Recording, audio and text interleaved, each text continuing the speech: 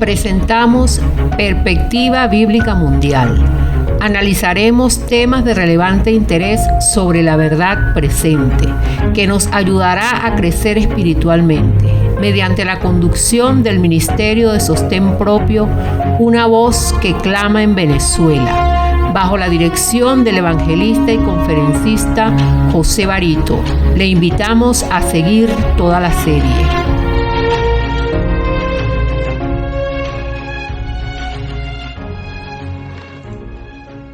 Distinguidos oyentes, les saludo con mucho afecto a través de los estudios de Radio Perspectiva Bíblica Mundial, con el firme compromiso, como lo hacemos siempre, de dar continuidad con nuestra serie ¿Quién es el Anticristo? Este tema pertenece a el capítulo número 7 de la misma, ¿no? Ahora, antes de continuar con el desarrollo del capítulo 7, quisiera hacer una oración, como hacemos de costumbre. Oremos. Padre eterno, Padre de nuestro Señor Jesucristo, le alabamos y le damos toda la gloria y la honra, Señor. Espero, Padre eterno, que este tema pueda servir de bálsamo para que la gente que está imbuida en el error puedan ver lo grave que es seguir avanzando bajo este sistema de apostasía predicha, y vaya y se refugie en los caminos eternos de su santa palabra, Señor. Todo esto se lo pedimos por los méritos eternos de nuestro Señor y Salvador Jesucristo. Amén. Muy bien. Pues bien, distinguidos oyentes, habíamos quedado en el tema anterior que estaríamos profundizando también con la frase señalada por el apóstol Pablo cuando expresó todo engaño de iniquidad. Sí. Y eso lo vemos en primer lugar en la Santa Escritura cuando señala el apóstol Pablo que el advenimiento del hombre de pecado habría de ser con todo engaño de iniquidad.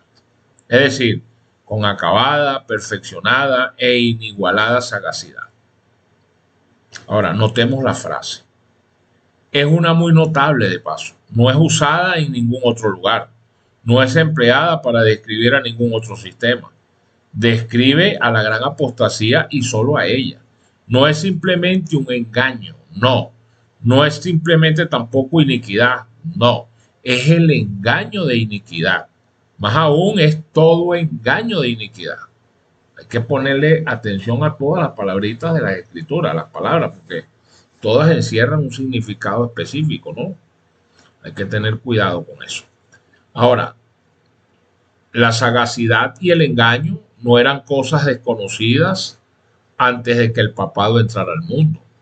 Sacerdotes y hombres de Estado en cada época actuaron grandemente con engaño, pero el engaño peculiar en sí mismo es el engaño de iniquidad.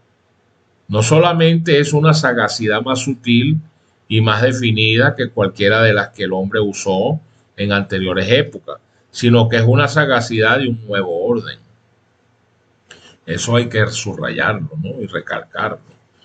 Es un sistema de iniquidad, es decir, de injusticia, puesto en marcha como para asemejar aquel sistema de justicia que Dios ha revelado para la salvación del mundo y en consecuencia para ser aceptado como tal por todos quienes, no enseñados por el Santo Espíritu, son engañados y destruidos por el mencionado sistema de iniquidad. Ahora, el paganismo era un sistema de engaño, por supuesto que sí. Era la adoración de un Dios falso, bajo la pretensión de ser la adoración del verdadero Dios. Pero el papismo o el papado y su curia romana es un engaño de una escala más allá del paganismo. ¿Por qué? Porque este viene a ser una falsificación de la religión del Evangelio y a la prueba nos remitimos. Pues miren, el papismo tiene un Dios propio que es él mismo, a quien la ley canónica llama el Señor nuestro Dios. Él tiene un Salvador propio que ellos llaman la Iglesia porque repiten y repiten que para que pueda ser salvo una persona debe pertenecer a la Iglesia Católica.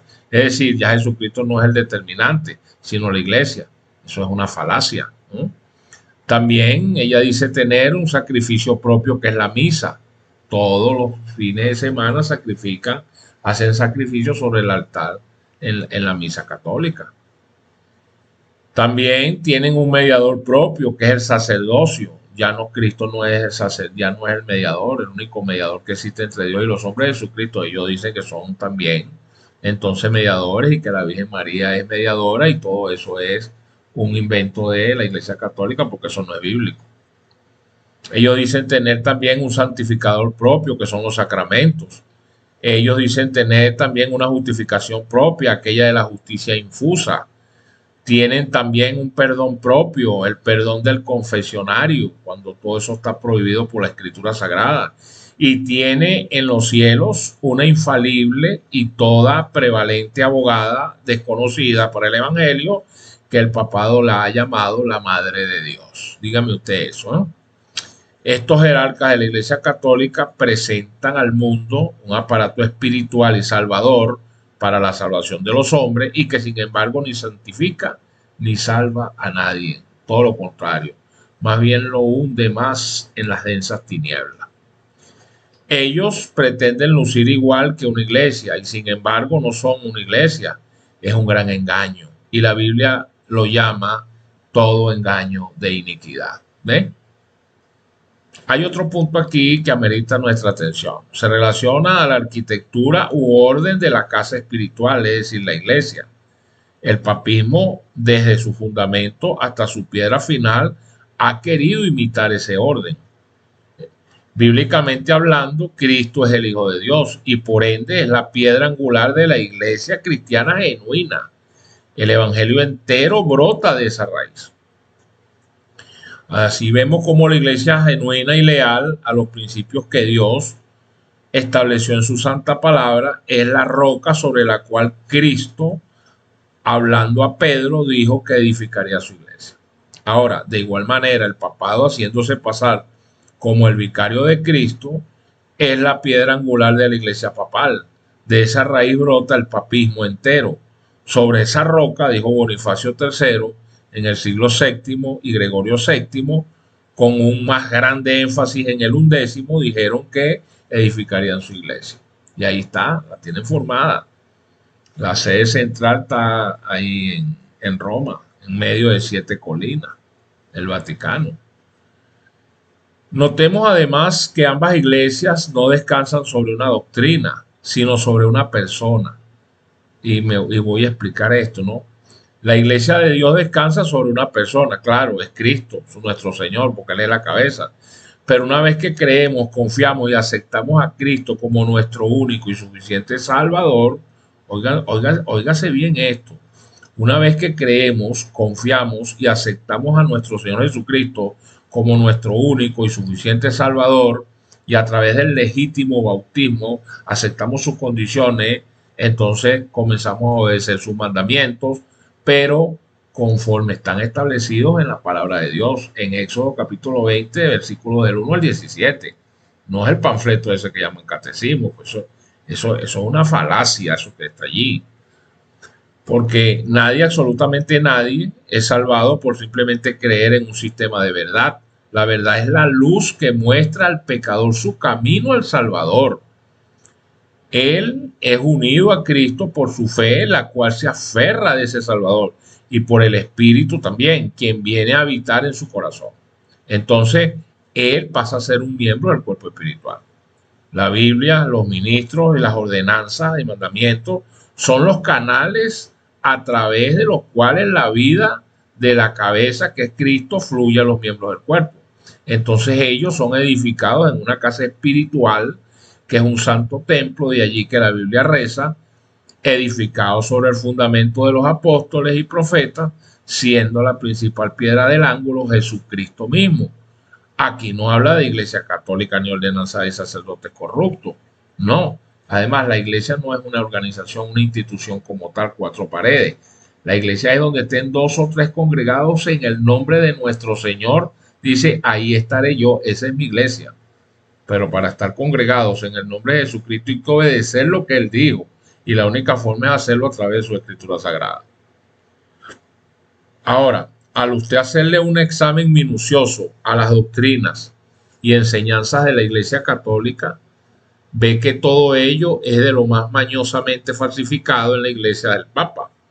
Es solamente por el modo en que los miembros de esa iglesia se apoyan en Pedro, o lo que es la misma cosa sobre el Papa, que ellos pueden ser salvados. Ahora, los romanistas nos dicen que es esencial para la salvación de cada ser humano que esté sujeto a la autoridad del Papa, dicen ellos. Es el único reservorio de gracia. De él fluye ella a través del gran conducto de la sucesión apostólica a todos los miembros de la iglesia.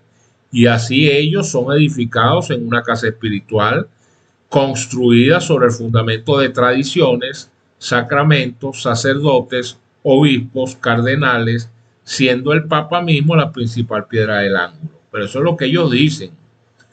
Ellos pueden decir misa, pero si eso no se convalida con las escrituras sagradas, eso no vale nada. Eso hay que meterlo en la basura. De paso, va a llevar candela ahora en lo que venga Jesucristo. Más aún, la entera política y acciones de la Iglesia Romana Católica han estado marcadas por un engaño inigualado por ninguna otra sociedad o confederación conocida en la historia de este planeta. Sus papas han sido la más astuta raza de gobernantes que el mundo jamás haya conocido. Ahora, ¿quién puede negar la profunda astucia y habilidad en la curia romana? Sencillamente, oigan esto, un mundo entero que no conoce la Santa Escritura, porque una persona que conoce la Biblia en 10 minutos se aparta de esta organización.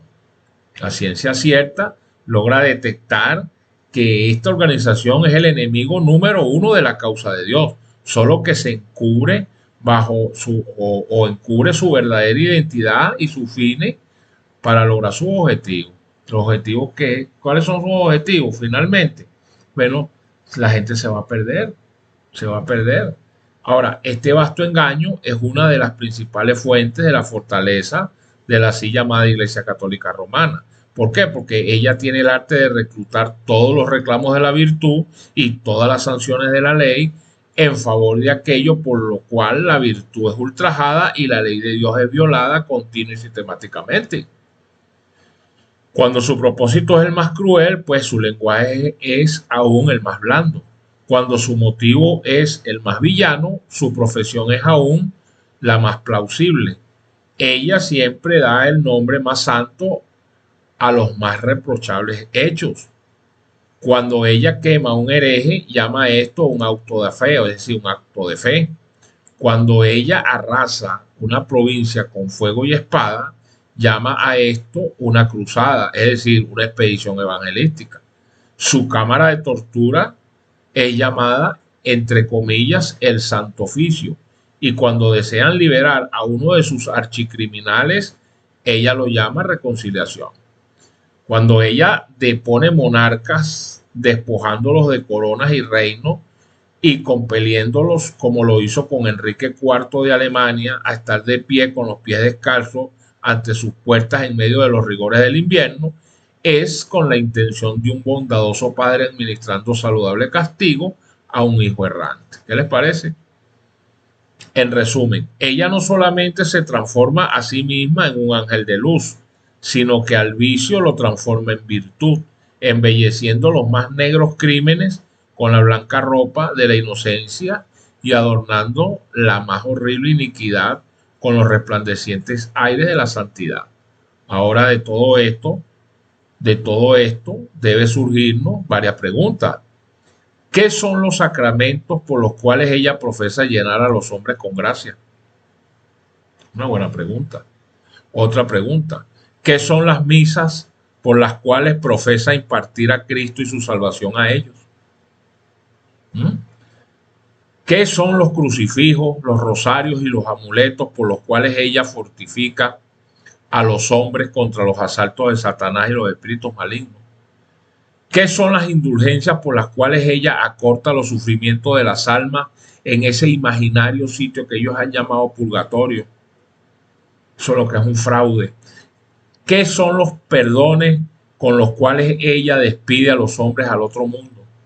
¿Qué son los votos de pobreza bajo los cuales ella acaricia un orgullo del más arrogante y una avaricia de la más insaciable. ¿Qué son los votos del celibato, bajo los cuales ella cubre una desenfrenada lascivia? Ahí tienes una cantidad de niños, millones de niños violados por la curia romana. ¿Eh? ¿Qué son las dispensas por las cuales ella libera a los hombres de las obligaciones de la ley moral y por las cuales profesa anular juramentos, promesas y convenios? Sobre todo, ¿qué son su lógica y su sistema de ética por el cual ella hace al vicio, a la virtud, a la falsedad y a la verdad intercambiar entre sí sus lugares y mostrar si lo dirige una buena intención puede cometer los más monstruosos crímenes y aún así no contraer una partícula de culpa? ¿Qué son todas esas cosas? Preguntamos si no son el engaño de iniquidad del que habla el apóstol Pablo. Porque ciertamente los máximos límites del engaño han sido alcanzados y los engañadores mismos no pueden ir más lejos. Por ello decimos que él, es decir, el diablo, ha producido su obra maestra. Y hasta aquí llegamos con este tema. Hasta aquí llegamos con este tema. En nuestro próximo contenido estaremos abordando acerca de la culminación del paralelismo y su entronización. Así que me despido de ustedes hasta la próxima para seguir con la continuación de esta serie, esperando seguir contribuyendo con el mensaje de salvación que nos ha sido confiado por nuestro Señor Jesucristo. Quedo a sus gratas órdenes de Venezuela, el pastor José Barito, su servidor. Dios les bendiga.